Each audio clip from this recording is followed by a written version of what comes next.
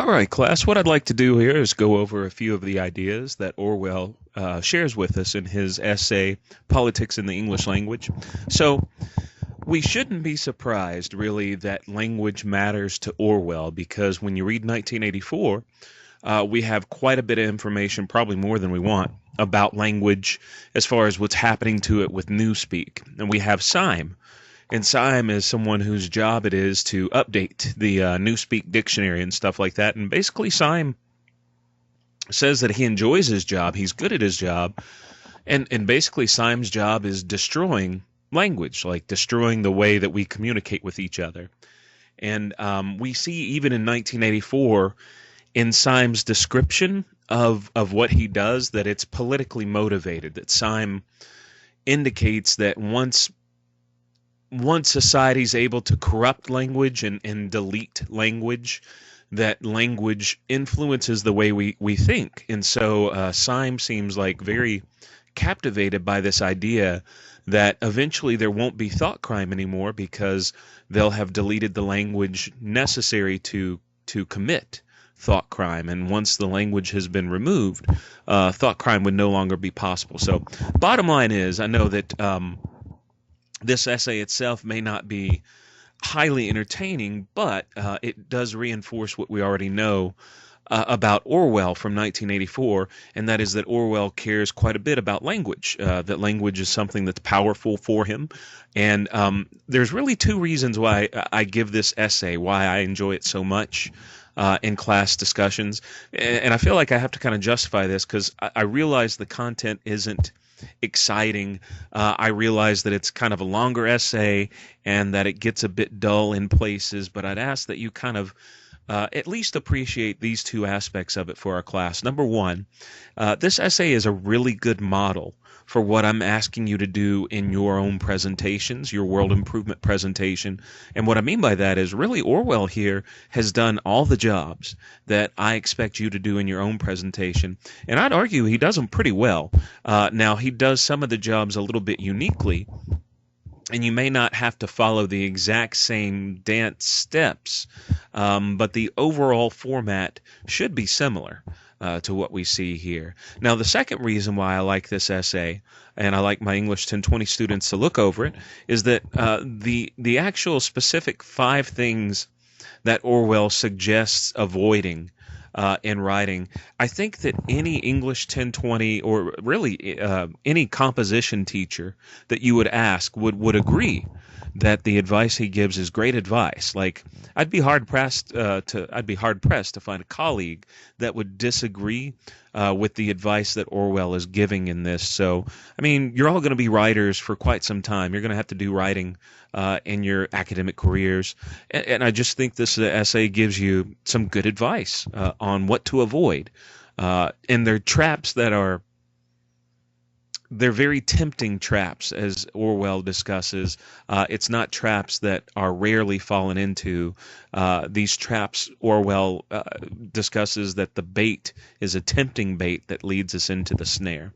So I want to go through the essay, not in too much detail, but I want to unpack a little bit here and look at some of the ideas, of course, that he's talking about, but not just the ideas, kind of how he's structuring this persuasively in ways we can imitate what Orwell's doing in our own presentations. So if you look at it right off the bat here, what I've highlighted or bolded here, he says it's generally assumed the problem he's identifying here is something we cannot by conscious action do anything about. So here he's right at the start of the essay, he's addressing the apathetic gut reaction the audience may have about this problem. He says generally, most audiences would just assume that the problem, even if I justify it, there's really nothing we can do about it. And quickly, he's able to say, you know what? That's not the case, that there is a solution for this problem. So I like that immediately he seems to confront the apathy of the problem and argue that it is actually a solvable problem.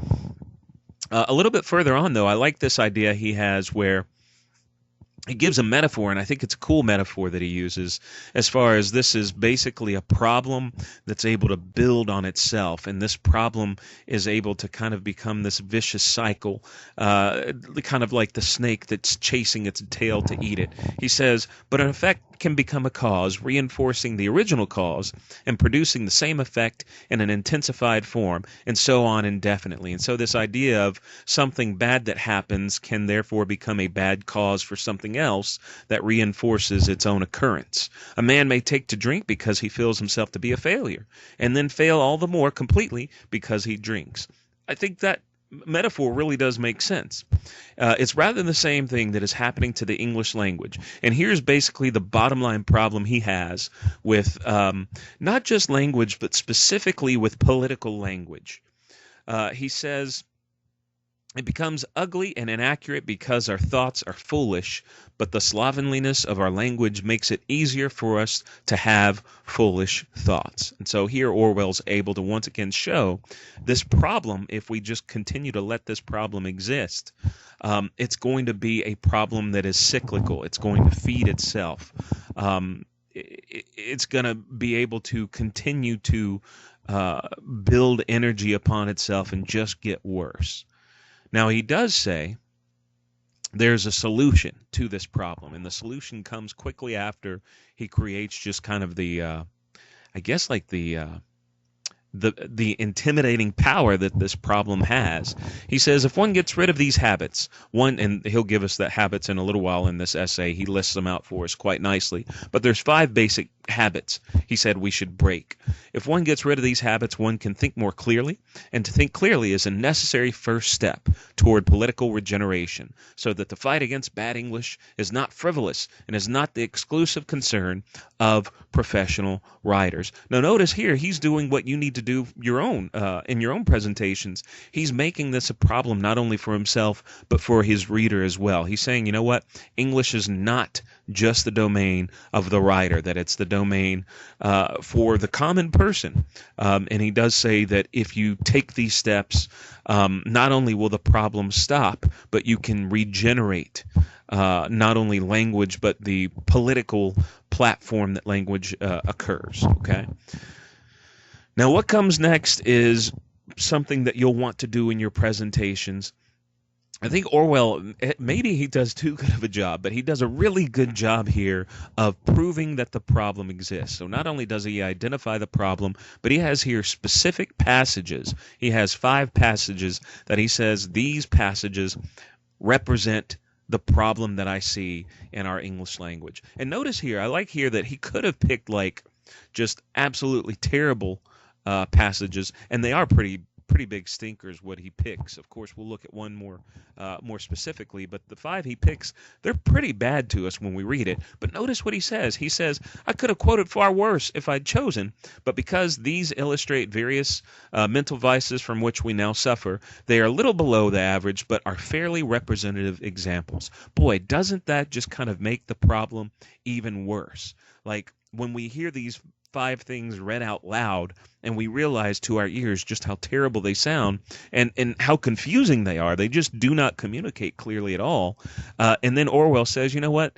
These are just a little below average, but they're really not that bad compared to other stuff that's out there. That, to me at least, just is like, whoa, wow, things must really be bad then if this is kind of just like, I don't know, C-, maybe D+ territory. I just want to read the first example out loud because I have, this is silly, but in my head I have this great scene that plays out every time I read this essay. I imagine Professor Harold Lasky going into work one day, and a buddy of his says, hey, the famous writer George Orwell mentioned you in an essay that just came out. I haven't read it yet, but word on the street is that your name's in there. And Professor Harold Lasky goes home in a rush, to tell his wife the good news. And on the way home, he's able to get a copy of Orwell's publication, and he decides that he wants to wait and he wants to share this good news with his wife, and just kind of bask in the pride of seeing her look at him, and just the pride that she looks at him with. And then, of course, he finds out that the mention, I'm sorry I'm going on and on, but really it plays out this way of just, I wish I could have seen Professor Harold Lasky read how Orwell brings him in, because Orwell brings in Professor Lasky saying, Lasky is an example of the problem. And what Lasky writes, I'm not able to really understand it. Maybe you guys can, but I think it is representative of just language not communicating well. It's trying to sound smart rather than communicate clearly. And I bet you college students listening to this, you'll read stuff, especially publications from like an academic journal. These are publications that publish smart people. And there are, many college teachers, they have to publish as part of their jobs, right? So there may be a temptation in a lot of these articles to sound really smart, but I wonder if that comes at a cost of clarity. Simpler said is not necessarily bad, and that's a demon I had to conquer myself when I was in college. I had a college teacher who, at the time, it hurt my feelings, but I'm glad he did, let me know that what I was writing, I was trying very hard to sound smart, and it was very hard to follow, but it was not communicating clearly. And I was like, but look how long my sentence is, and look at my word choice, and it's very complicated, and it was unnecessarily complicated. It was not clear. Here he writes, I am not indeed sure whether it is not true to say that the Milton, who once seemed not unlike a 17th century Shelley, had not become, out of an experience even more bitter in each year, more alien to the founder of that Jesuit sect, which nothing could induce him to tolerate. Now, if I were to ask you to summarize the context of that one, and believe it or not, that was just one sentence, I bet you'd be hard-pressed. And I'm telling you that you've probably read or you will read in academic articles sentences very similar to this. Sentences that you can, it's this horrifying epiphany sometimes you have where you'll read a page and you'll get to the end of the page and you realize you have no idea. Internally, when you try to think of what am I reading, you can't really put that thought into word because you don't know. It's not been communicated clearly. So I like Orwell's examples here, but I wonder how the authors felt of being used as examples. But yeah, I mean, it's examples, and you guys want to have examples that prove the existence of your problem in your presentations. Now, let's see here. Let's see. This is one of the fundamental problems that Orwell sees as far as kind of this goes into a solution. One of the odd things about his solution isn't really, this is what we should do. His solution is, here's what we should avoid doing. And that works fine. Some of you may have presentations where your solution involves actions that we perform, but some of you may have solutions where it's instead of do this, it's similar to Orwell saying here, avoid doing this or avoid doing these things. So he says, as I've tried to show, modern writing at its worst does not consist in picking out words for the sake of their meaning and inventing images in order to make the meaning clearer. It consists in gumming together long strips of words which have already been set in order by someone else and making the results presentable by sheer humbug. The attraction of this writing is that it's easy. It is easier, even quicker, once you have the habit, to say, in my opinion, it is not an unjustifiable assumption that, than to say, I think. Now, as a teacher, you can understand that in assignments I have to set either word count length restrictions or page length restrictions, and certainly I will run into examples similar to this as far as a student saying really nothing in 20 words versus the student could have said something similar, if not even better, in 3 or 4 words. So I do like here he specifically says a huge problem we have is people write in phrases rather than words. And so this goes to kind of a more specific list of advice he gives in order to solve the problem. Oh, okay. So here we have something that I always kind of underline when I read, because this actually um, strikes a little close to home to me as a teacher. Some of you may be going into teaching or similar fields. But, as a teacher, whenever I do lesson plans and I get up in front of the class, most of the time I'm doing something that I've already done several times before. And most of the time, what I'm talking about in front of class is not this isn't the first time that I'm talking about it. I've actually talked about it several semesters.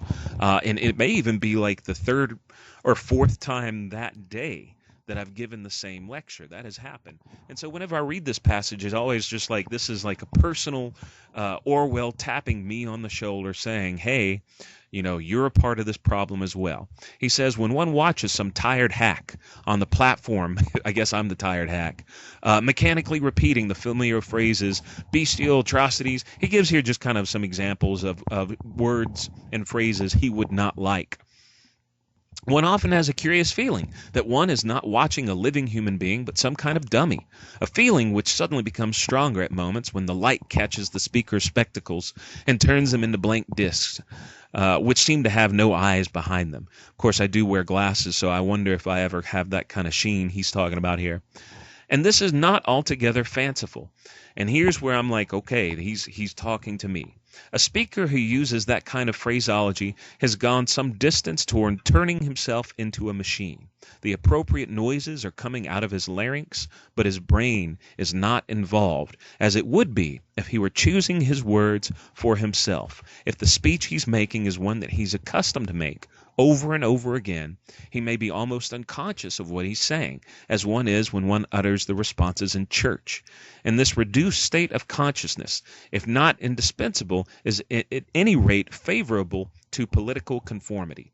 Now, if you remember in 1984, in the cafeteria, there's a scene that involves, like, I think he calls him like a quacking man, and it gets into this as far as someone's talking and making responses that are just kind of they're not even language. It's just like bestial quacking. It's just like noises of agreement that don't really make sense. And as a teacher, I've had experiences where I'll be doing a lesson and I become the machine where I'm not paying attention to the specific words that I'm saying. And I hope you've not had this, but some of you may have had this similar experience. All of a sudden, I'll become very aware of I lose myself. I'll kind of be like, oh man, where am I? And I realize that I've just been talking for, maybe even several minutes. I've been talking in kind of this mechanical, familiar way that I've just kind of not been focusing on exactly what I say. And this is dangerous as a teacher to do this. I mean, you're a teacher, you're educating others, you're trying to help students understand content. You can see how dangerous it is if during this responsibility you kind of go on autopilot. So I like here that Orwell, it strikes me close to home, I guess. And there I've actually committed a sin by saying close to home, but whatever, because that goes into actually, is this? Yeah, I like this. Okay, so I just talked about how, like, in this video, I'm sure, or in this sound file, this lecture, I'm sure I've committed a lot of the stuff that Orwell has warned against. But I like this passage here. He says, if thought corrupts language, language can also corrupt thought. A bad usage can spread by tradition and imitation, even among people who should and do know better. The debased language that I have been discussing is in some ways very convenient. Phrases like a not unjustifiable assumption, leaves much to be desired, would serve no good purpose. He goes on here and gives several phrases that you can tell he just does not like. And he says, they're a continuous temptation, a packet of aspirins always at one's elbow. I like that metaphor. Look back through this essay, and for certain you will find that I have again and again committed the very faults I am protesting against. I love this when Orwell does this because he's saying here, instead of being the preacher, kind of calling out the congregation, he's saying, I am a sinner just like you. And he points to his essay, which he has several points in the essay, committed the exact sins that he's kind of warned against. So I like here that he's aware that he's not above the corruption of language that he's condemning. I like that because it would be easy for me to call him a hypocrite, or anybody else to call him a hypocrite, if he did not kind of embrace his own fault. And just to move a little further down here, we're getting close to the end here. I like here that he gives me almost like a conclusion for the lazy reader who did not pay attention to his 5 major suggestions. He repeats it for us. And notice number 6. I really like number 6 because this to me is a good example of your counter-argument refutal section, which you'll need in your presentation. So he gives 1 through 5. Number 6, though, he says, break any of these rules sooner than say anything outright barbarous. And I love here that Orwell is aware of kind of the trolling mentality that we have today. And it's like if someone says, here's what you should do, many people may listen to that and just while they hear it, they're just considering, while they hear this advice, they're looking for the crack in logic. They're looking for the point of attack to criticize the advice that's being given. And so Orwell kind of sees and anticipates that counter argument that his audience may bring up, the troll in the back who's like, well, Mr. Orwell, what about if this is the situation and if we don't use a foreign phrase, which is what you say we shouldn't use a foreign phrase would only be the appropriate phrase to use. And so by following your advice, we end up doing something wrong. Orwell says, you know what? Any of my rules, if you follow them and it's going to do something bad, then break the rule to avoid doing anything outright barbarous. And I love that. He paints himself like an emergency exit. And nobody can back him in a corner because he has this little magic emergency exit that he can just toss up and be like, hey, you know what? You think you're backing me in a corner, but remember I said, any of these rules, if it's going to make you do something bad, break the rule. It's a good awareness of the counter argument and also a refutal to it. So I hope you enjoyed the essay somewhat. I realize it's not like thrilling, but keep in mind that it's a good example for accomplishing the jobs that you want to accomplish in your own presentations. And also Orwell's 5 points to avoid in communication. They're actually really good pieces of advice that you should follow, not only in your English writing, but the writing that you do in your other classes as well. So thanks for listening, and let me know. Email me if you have any questions. I'll see you on the discussion board.